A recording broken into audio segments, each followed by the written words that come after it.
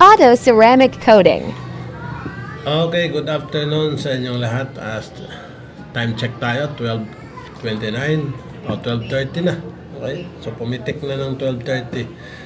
This afternoon guys, deliver na sa akin yung aking order sa TikTok, no?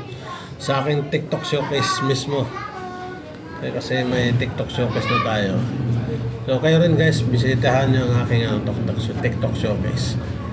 May nabili tayong auto coating, auto ceramic coating. Ito na guys, nag-unbox tayo ngayon. Ito na. 106 pesos lang to.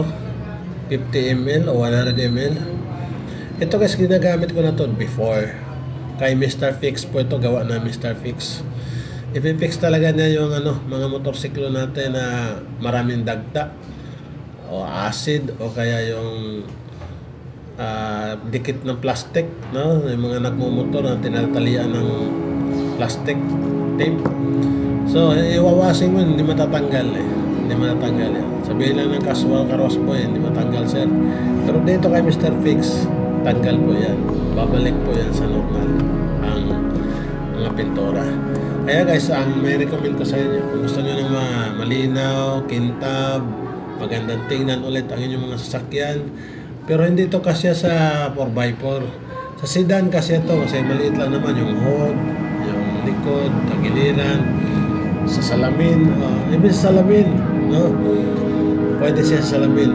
Kasi pag yung natin, yung sa harap ng salamin, no? Sa harapan ng sasakyan, pagka inulan, no? Pag wala kang wiper, no? Lalo na walang aircon, ako po, hindi mo makita kalsada. Pero pag mayroon kang ganito, nilagyan mo sa salamin guys, tutulo lang po yan, dire-diretso lang yung tubig. Hindi pa magtambay. Diba? Hindi mamumuo. Kaya guys, napakaganda nito. So, sa mga motorsiklo, kayang-kaya, pwedeng-pwede ito guys. Gaganda talaga ang pintura at kikintab talaga sa sasakyan mo. Kasi gamit ko na to before pa.